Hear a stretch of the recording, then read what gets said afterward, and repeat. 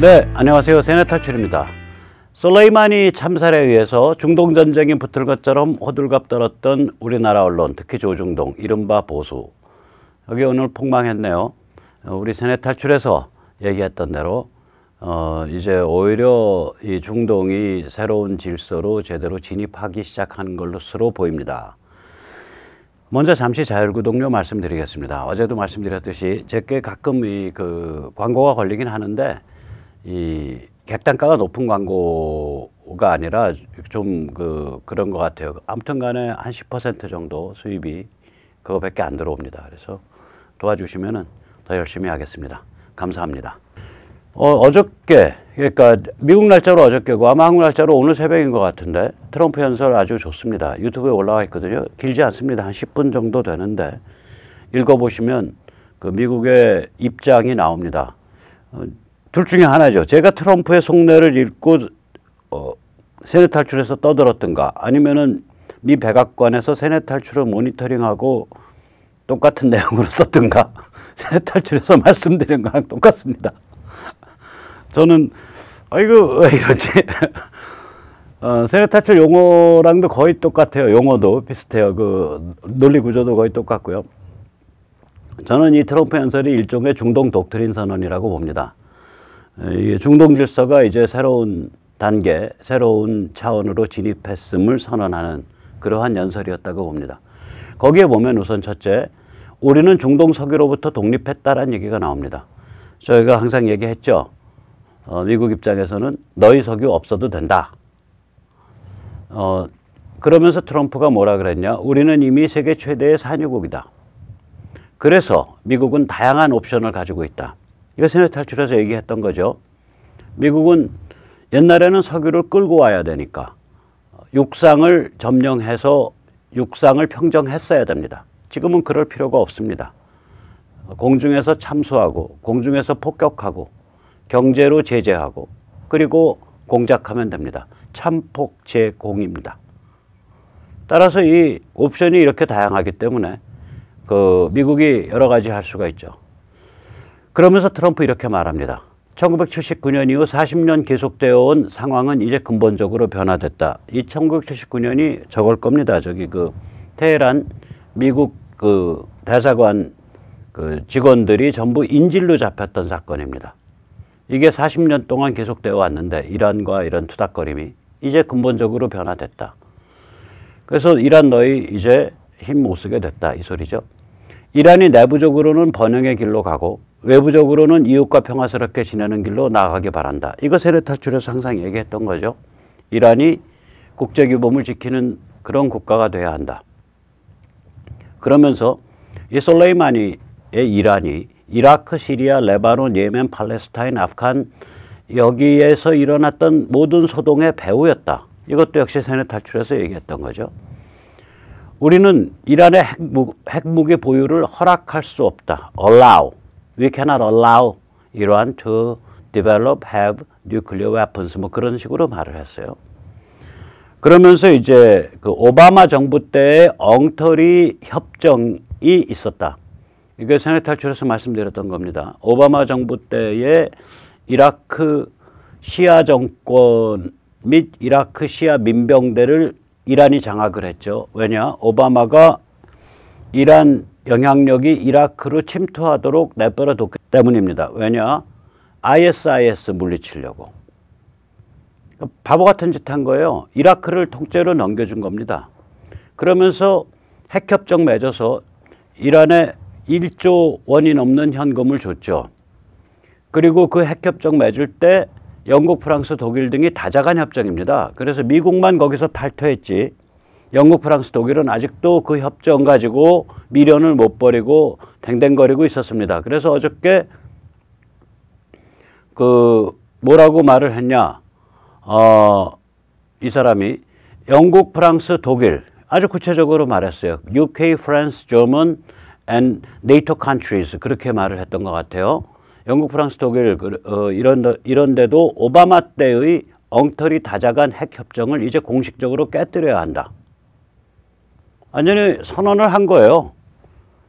이란 핵 날개 꺾어버리겠다. 그 다음에 너희가 바깥으로 시아 극단주의 시아 테러를 수출하지 않고 중동을 괴롭히지 않으면 너희가 내부에서 뭐 지지고 볶고 하든 우리는 일단 너희 내버려 두겠다. 이런 발표를 한 거예요. 그리고 그렇다고 우리가 너희 뭐 군사적으로 육상으로 진입해서 너희를 평정한 그런 생각 없다. 그런 생각 없다 해요. 왜냐? 우리는 중동 석유를 이미 끌어오지 않아도 되는 상태가 됐기 때문에 너희가 무슨 짓을 하던 간에 너희가 뭐 우리를 괴롭힐 방법이 없기 때문에 우리는 참수 폭격 제재 공작으로 일 처리하겠다. 이 얘기입니다. 결국은.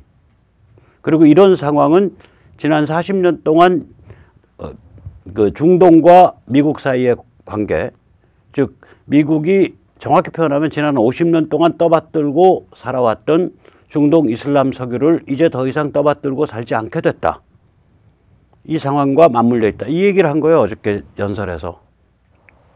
그런데 그 연설 와중에 이제 미국 군사력에 대한 얘기가 있습니다. 그 군사력 얘기 중에 우리가 귀담아 들을 게 있습니다. 하이퍼소닉 미사일, 그러니까 극초음속 미사일 개발. 뭐 조중동에 보면 미국의 그 미사일 방어 체계를 무력화시키는 극초음속 미사일을 러시아가 개발했다 뭐 이런 얘기들이 대대적으로 가끔씩 보도되는데 이런 종류의 군사기술 경쟁으로 들어가면 미국을 따라잡을 수가 없죠. 당연히 러시아가 따라잡을 수가 없습니다. 근데 이게 뭐랑 맞물려 있냐면 INF, Intermediate Nuclear Force요. 그러니까 그 중거리 핵 전력이랑 맞물려 있습니다. 왜 그러면 극초음속 이 미사일은 탄도를 타기 때문에, 그러니까 발리스틱을 탄단 말이에요. 지구 궤도 위로. 그래서 이게 중거리용이에요, 사실은.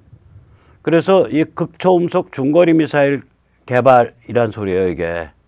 그러니까 미국의 신형 중거리 핵 탄도 미사일 개발 프로그램과 맞물려 있습니다. 미국이 이걸 탈퇴를 하고 지금 아마 엄청 개발했고요. 한두 달 전에 알래스카에서 쐈죠, 한번. 그래서 그것을 이제 러시아가 뭐라고 비난을 했냐면은, 대충 이제 음속의 8배에서 10배 정도 사이라고 저는 알고 있습니다. 8배에서 10배 정도 사이에 나는 저기 뭐죠? 그 미사일, 요격 미사일, 그러니까 ICBM, 대륙간 탄도미사일을 요격하는 우리 퍼싱2 같은 데 쓰는 미사일이요. 그 미사일의 앞에 탄두를 바꿔서 미국이 중거리 핵 미사일을 만들었다라고 러시아는 주장을 했죠. 비난을 했죠. 근데 뭐 그랬는지 안 그랬는지 모르겠는데 새로 개발되는 이 극초음속 미사일은 그거보다 최소한 15배 이상 빠를 겁니다. 아니, 그러니까 2배 정도 빠를 겁니다. 거의 음속에 15, 마하 15, 음속에 15배 이렇게 나올 겁니다. 그냥 제가 무슨 정보가 있어서가 아니라 이미 극초음속 여객기가 음속에 20배 뭐 이런 얘기가 나오고 있기 때문에 미사일이 거기에까지 당연히 육박할 거라고 봅니다. 이건 추진체를 얼마나 소형화해서 추진체를 잘 다룰 수 있냐 이런 문제고, 얼마나 론치패드, 그러니까 뿅 하고 쏠 때 그 론치패드를 그러니까 이동성을 강하게 만들어서 할 수 있냐 이런 문제인데, 미국이 그런 종류의 기술에서 맘먹고 개발하면 끝납니다.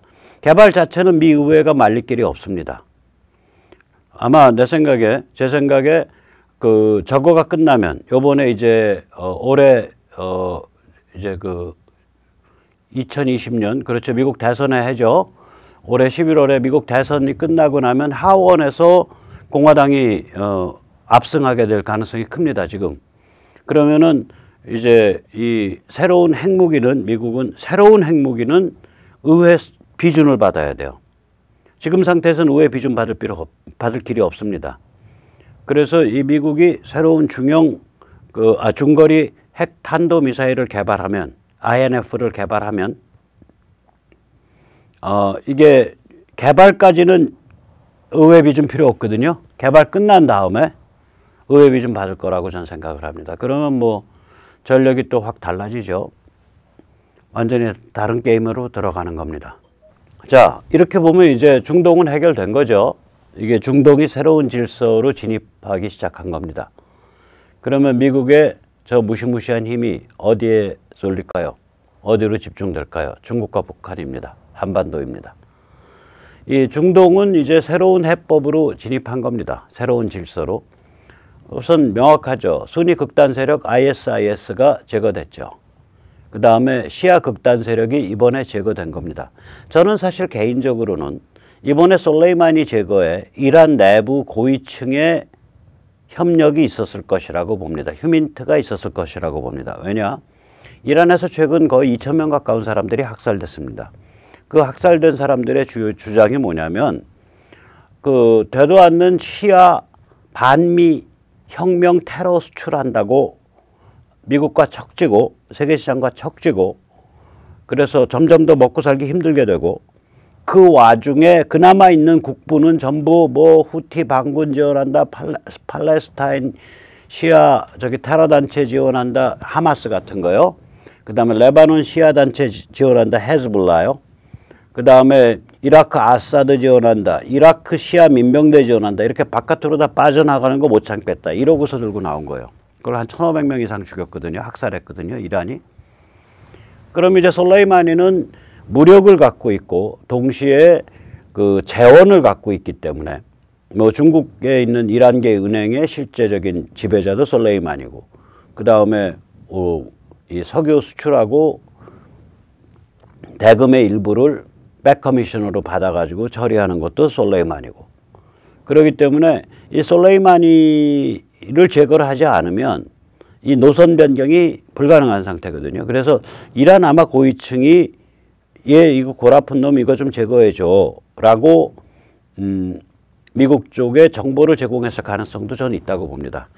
특히 이번에 이제 그 만약에 이란에서 쏜 그 미사일이 미국이 대피를 잘해서 한 명도 안 죽은 것도 있겠지만 실제로 표적이 많이 어긋나 있다라고 한다면 저희 같은 추정도 뭐 말이 되는 소리라고 생각을 합니다. 증거는 없습니다. 그리고 또 이제 중동을 불안정하게 만들었던 시리아는 이제 안정적인 3분 구조에 들어가 있습니다. 요르단과 그 다음에 사우디. 이 시리아는 사우디하고 직접 경계를 마주하지 않기 때문에 사우디가 이 시리아 쪽으로 이렇게 뭐 손을 뻗으려면 아마 요르단을 거쳐야 될 겁니다.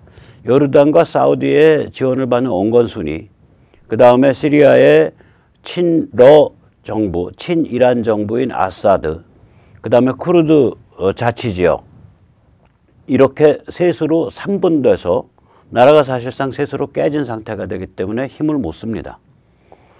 그러면 중동 문제에 이제 그 골아픈 문제들이 거의 다 해결됐다, 일단 진압됐다 이렇게 보이기 때문에 앞으로 중동 문제는 새로운 질서로 진입할 거라고 생각을 합니다. 특히 말씀드렸듯이 미국이 더 이상 중동 석유 패권을 모시고 살지 않는 상태가 됐기 때문에 미국의 중동에 있어서의 세계 경찰 역할이 들어가는 코스트가 굉장히 쌉니다. 즉 지상군 안 보내도 됩니다. 그냥 참수하고 폭격하고 경제 제재하고 정치 공작하면 됩니다. 자, 그러면은 이 중국과 북한의 마지막 희망은 무엇이었을까요? 중동에 미국의 힘이 많이 몰려서 미국의 힘이 중동과 동아시아 양쪽으로 분산되기를 기대했다고 보입니다. 솔레이마니가 죽고 나서 중국의 이 각종 매체들, 영어로 얘기하는 매체들이 얼마나 광분했는지 제가 잠시 말씀드린 적이 있습니다. 세뇌 탈출해서. 거기 보면 뭐 이란 사람들 인터뷰하고 뭐 하면서 이런 얘기들이 막 튀어나왔었어요. 이란에서 이때까지 이런 식으로 그 여러 정파, 여러 의견을 가진 국민들이 일치 단결해서 미국에 대한 적대적 의지를 불태운 적이 없다. 우리 가만히 있지 않는다. 이란 사람들. 그 다음에 이라크에서도 이런 식으로 그 미국에 대한 적대적 의지를 단결시켜서 불태운 적이 없다. 미국 결코 가만두지 않을 거다. 뭐 이런 얘기들이 그 중국 관영 매체에서 그냥 계속 인터뷰 때리고 솔레이마니가 무슨 인류의 구원자인 것처럼 떠받드는 그런 그게 나갔었거든요. 그건 거꾸로 뒤집어서 생각을 하면 이제 그 중동에서 말하자면은 어떤 도발이 진행이 돼서 미국의 힘이 동아시아와 중동 양쪽으로 분산되기를 바랬던 게 중국, 북한이죠.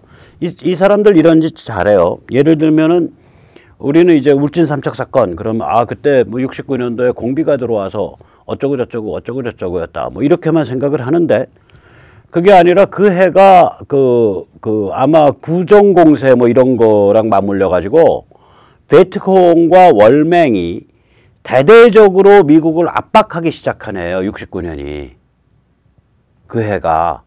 그래서 완전히 전황이 베트콩과 월맹 이 쪽의 그 힘이 미국을 사실상 압도하기 시작한 해예요. 그때 얘들이 푸에블로호 납치 사건, 울진 삼척 사건을 일으킨 거예요. 뭐냐면 그러니까 세계적 반미 전선의 일환으로서 북한이 한반도 긴장을 고조시킴으로써 미국한테 보내는 메시지가 간단해지는 거죠. 뭐냐면 이런 메시지를 보내는 거죠. 너희 인도차이나에 몰빵하고 싶어? 오케이, 너희 한반도 상황 만만치 않거든.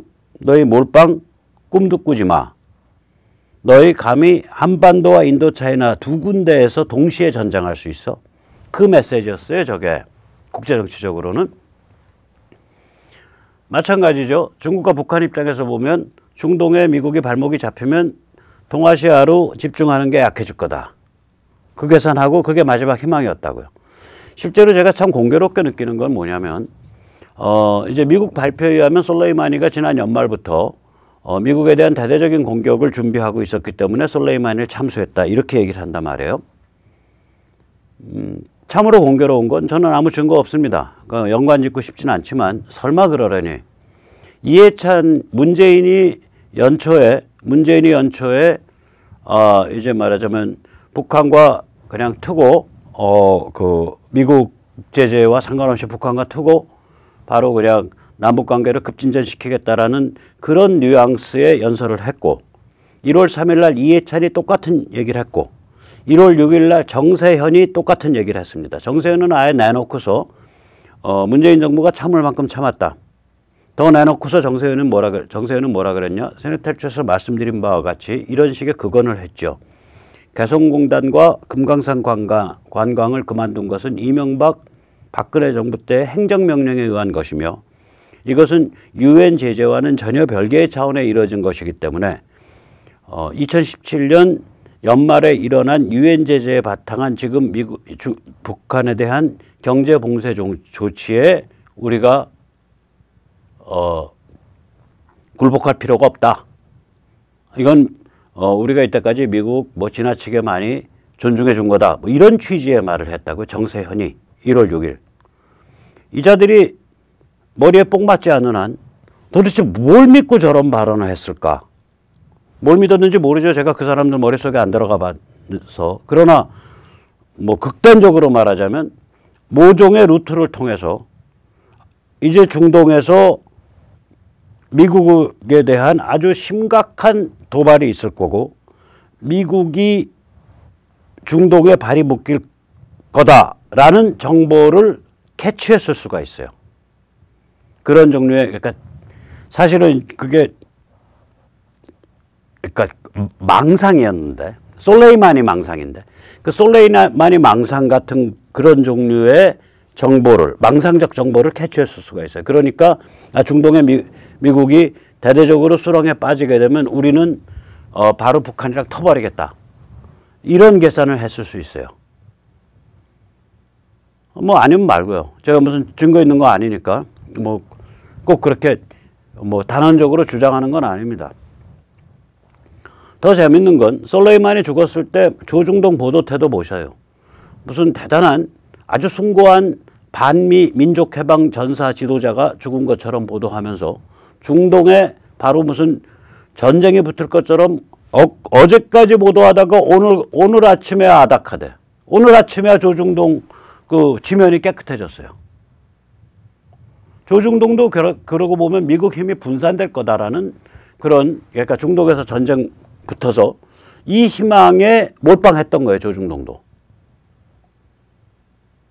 심지어는 우파 유튜버 제이모 씨 뭐 이런 양반들 요번에 중동에서 전쟁 붙어서 이제 미국이 중동에 이제 발목 잡혀서 이제 트럼프 개고생하고 전혀 다른 국제 정세가 펼쳐진다. 참 잘 됐다. 이런 식의 논조로 평론을 때렸단 말이에요. 이게 뭐 하는 짓인지 모르겠어요. 저는 소위 보수, 소위 우파라는 사람들이 지금 트럼프가 대표하고 있는 미국의 자유보수 혁명을 이해하지 못한다. 그런다면 그건 거의 간첩 수준으로 봐야 된다. 본인은 간첩이 아닐지라도 결국 간첩보다 더 나쁜 해악을 우리한테 끼치는 존재다. 이렇게 생각을 합니다. 앞으로 중국이 겪을 일은 여기서 끝나는 게 아니죠. 1월 11일 이제 바로 내일 모레네요. 내일 모레 글피네요. 왜? 이제 일요일 날 타이완 대선이 있습니다. 타이완 대선에서 반중 성향, 독립지향 성향의 차이잉완 지금 현재 대통령이 연임하게 될 겁니다. 원래는 패배하게 될 것이 확실시됐었는데 홍콩의 자유시민 분투에 의해서 이게 타이완 그게 완전히 여론이 바뀌어갖고 이번에 압승할 것으로 보입니다. 그럼 타이완에서 압승하면 홍콩 사람들은 타이완이 왜 이겼는지를 알아요. 홍콩 사람들이 전번에 저희 자유시민본부 이선본도 같이 한 아태 자유시민동맹 회의에 참가했던 홍콩 사람이 저한테 그때 한 말이 뭐냐면 타이완 사람들은 우리의 시체를 밟고서 민주주의와 자유를 향해서 나가면 된다. They can walk over our dead bodies.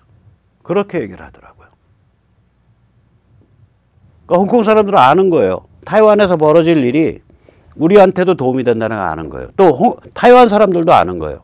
홍콩에서 저러한 투쟁이 붙은 게 결국 우리의 승리를 갖고 왔다는 아는 거예요. 그러면 홍콩 타이완, 홍타 이 양자에 의한 반중전선이 형성되고 이것은 중국에 대한 어마무시한 심리전 공격, psychological warfare 이게 되는 거라고요.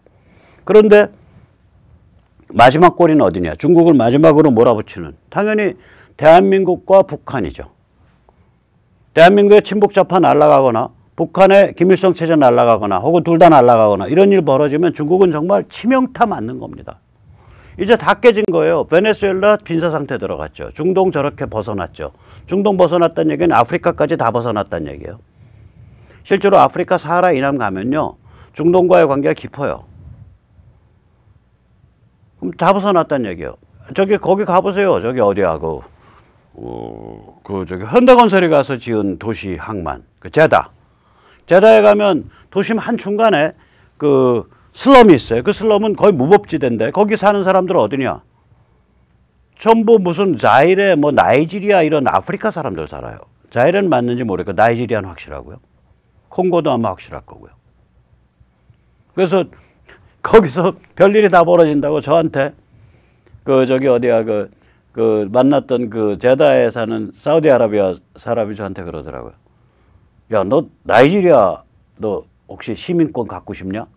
내가 나이지리아 여권 하나 만들어줄까? 저기 가면 바로 만들어. 그거 만드는데 US 달러 100달러야. 여권 하나 만들어주랴. 저한테 그렇게 농담을 하더라고요.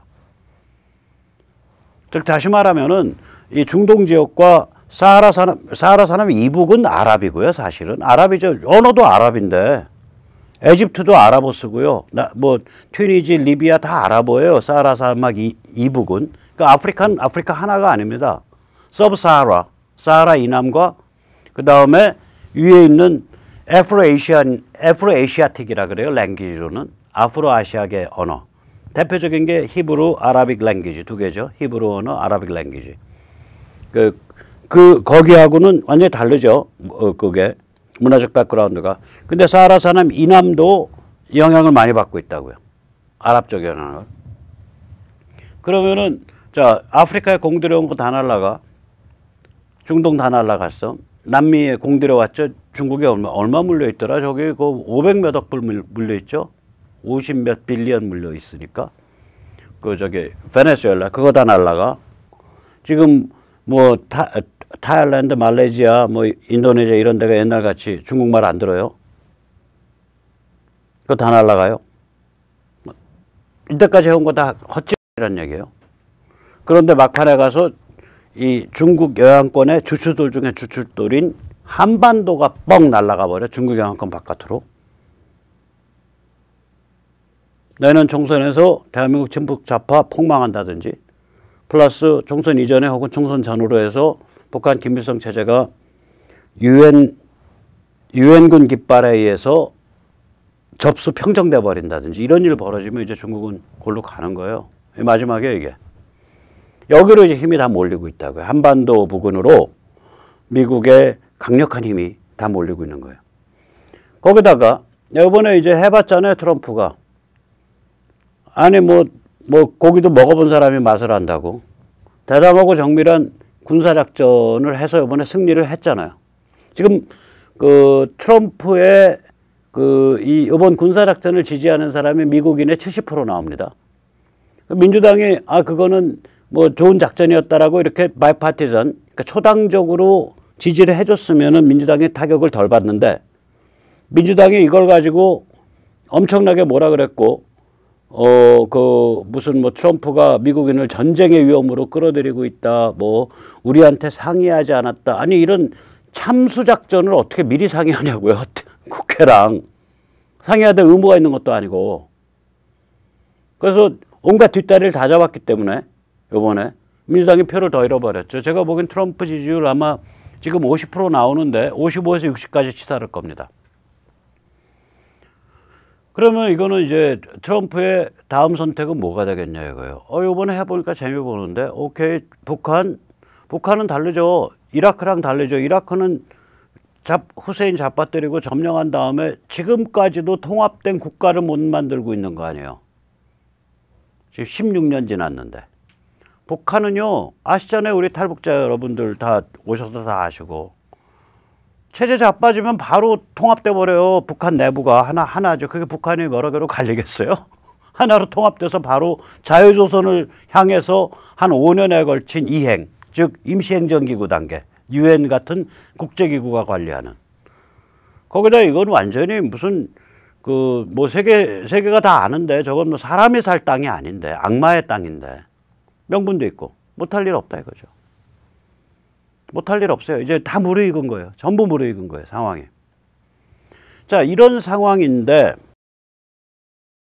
요번에 이제 조중동 트럼프의 솔레이마니 참수 작전에 대해서 엉뚱한 얘기하는 거 보세요. 중동 전쟁 옆에서. 조중동 같이 됐으면 중동 전쟁 지금 완전히 다 붉어져서 다 튀어나오고 난리가 아닌 거예요. 펌프질하고 그래가지고 주가 다 떨어뜨리고 여러 사람 망하게 만들고 요번에 주가 폭망으로 손해본 개미나 투자자들 전부 조중동 앞에 가서 시위해야 돼요. 야, 너 무슨 이런 엉터리 같은 소리를 해서 온 국민을 불안에 몰아넣냐. 트럼프 정부 들어선 다음에 세뇌 탈출이 되게 미국을 정확하게 읽고 세계 정세를 정확하게 읽어서 저한테 고맙다고 찾아온 자산운용가들, 그러니까 이 IB라 그러죠. 인베스트먼트 뱅킹, 투자은행, 투자금융 쪽 있는 분들, 이런 분들이 한 두세 분 돼요. 저 박 대표님 때문에 우리 고객들 돈 자기가 벌어줘서 자기들 보너스 좀 받았다. 아니 근데 다음에는 보너스 받으시면 저한테 좀 갖고 오시길 바랍니다. 말로만 하지 마시고. 그래서 이거는 그 태도에서 봤듯이 오늘 특히 조선이 심한데 이 조선과 유승민의 그 자가 발전이 오늘 심했죠. 이게 황교안의 개발질일 수도 있는데 이게 뭐냐면은 조선이 보도했어요. 제가 중앙은 확인 못했고 동아인터넷판에는 없어요. 이 기사가. 조선 기사 제목 보세요. 한국당 세보수당 참여하는 통합추진위 구성 위원장의 박형준. 오케이. 한국당 의총에서 통합하자고 결정한 적 없거든요. 한국당 최고회의에서. 그러면 당이 어떻게 참여하냐고. 이거부터 거짓말이에요. 그래서 가만히 보면 통합위원회 구성 등 8개항 합의. 제가 알기로는 그걸 구성하기로 한국당 차원의 결정이 없는데 갑자기 이게 뭔 소리냐 이거예요. 유승민이 요구해온 3원칙도 합의문에 담아있다. 오케이. 합의문에 담아있지. 근데 땡땡땡하고 따옴표 황교안도 동의 따옴표. 그러니까 황교안 동의했다라고 못 쓰고 따옴표 안에 담은 거예요. 그래서 이거 기사 냄새 나는데 하고 잘 읽어봤어요. 이게 뭐냐면은 일단 주체가 희한해요. 최고급 정치인인 박형준이 중심이 됐어요. 박형준이 통합위원회 위원장이 됐는데 요새 뭐 왕년에 국회의원하고 왕년에 뭐 MB 정부 때 뭐하고 이렇게 왔다 갔다 한 사람들이 한둘이에요. 또 박근혜 정부 때 왔다 갔다 한 사람이 한둘이에요. 그거 다 전 정치 낭인이라고 부르죠. 그중에 그래도 빠찌라도 한번 달았으면 최고급이죠. 박형준 같으면은 MB정부 정무수석을 했으니까 뭐 최고급이라고 해줄 수가 있죠. 아니 내세울 사람이 없어서 박형준이가 나오냐고. 그래서 아니 당과 당이 지금 통합 추진을 구성했다 그러면 이게 일단 좀 면면이 누가 나와 있나 보니까 한국당 측에서는 강원도 초선 자유한국당에 이양수가 나와 있고요. 새누리란다. 새보수당에서는 정병국이 나와 있어요.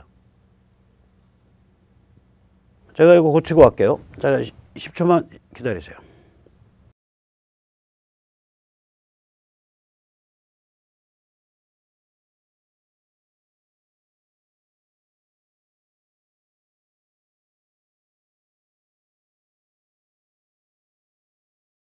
새보수당에서는 정병국이 나와 있어요. 죄송합니다. 단체 이름을 제가 좀 폄하하는 것 같이 말해서. 그러나 제가 시청자님께 여쭤보고 싶습니다. 중도보수 대통합을 위한 정당시민사회단체 연석회의, 이런 단체 들어보신 적 있어요? 없죠. 그러니까 듣보잡이죠. 그게 주최한 거예요. 급조된 듣보잡이. 장소 어디냐? 프레스센터. 한국당 대표에서 나왔다는 인간 누구냐? 초선 의원 이양수. 새보수 대표에서 나왔다는 인간 누구냐? 정병국. 위원장 누구냐? MB정부 정무수석, 그 다음에 국회의원 한두 번 한 박형준이라는 최고급 정치낭인. 이러면 그림 나오는 거죠. 근데 이거를 기사를 보면 뭐지 다 밥이 된 것처럼 조선일보 써갈리고 있어요. 이 정도면요, 이건 조선일보의 정치 공작입니다. 조선일보 조심하세요. 몸조심하세요. 몸조심하시라고 국민들을 지금 어디로 이끌고 있는 거야? 당신들은 양심에 털 난다? 이게 이렇게 중요한 사건 같으면 딴 데는 안 났겠어요? 최소한 이런 거가 되려면 국회의 대회의실 같은 데나 국회 강당이 돼야 되고요, 장소가. 나오는 면면들이 한국당에서는 황교안, 심재철, 김재원 이런 사람들 쫙 주르르 나와야 되고, 특히 DK 의원들이, DK, PK 의원들이. 왜냐면 이해관계 겹치니까, 충돌하니까. 새보수에서는 뭐 유승민 뭐 이렇게 나오고 둘러리로 저기 뭐 안철수 까라 뭐 이렇게 다 나와야 돼요. 그렇죠. 그리고 그 전에 각각 당에서 의총 내지는 최고위원회에서 결의가 있어야 되고, 하나도 없이 그냥 퍽 듣보잡 단체가, 박형준이 이끄는 듣보잡 단체가 퍽 하고 튀어나온 건데, 이걸 두고서 당과 당 통합 추진 결정 뭐 이런 식으로 기사를 뽑아버리면 이게 기사입니까? 공작입니까? 이건 사기도 아니에요. 공작이에요. 공작.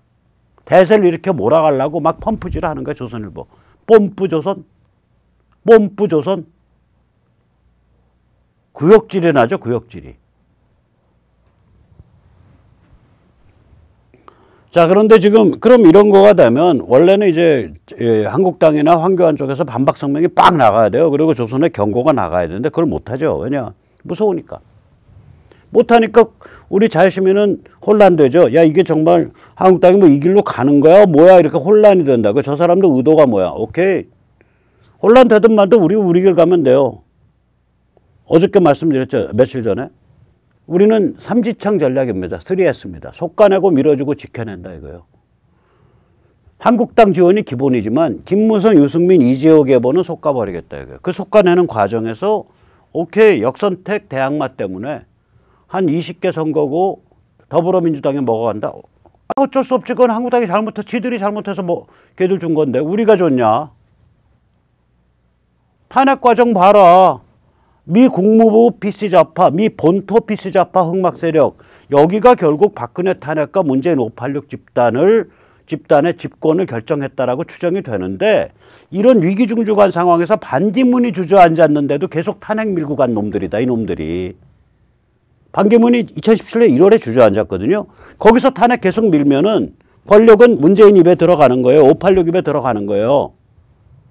한반도가 위기 중중인 상황인데 나라를 들어서 문재인 586 입에 넣어준 사람들이라고, 이 사람들이.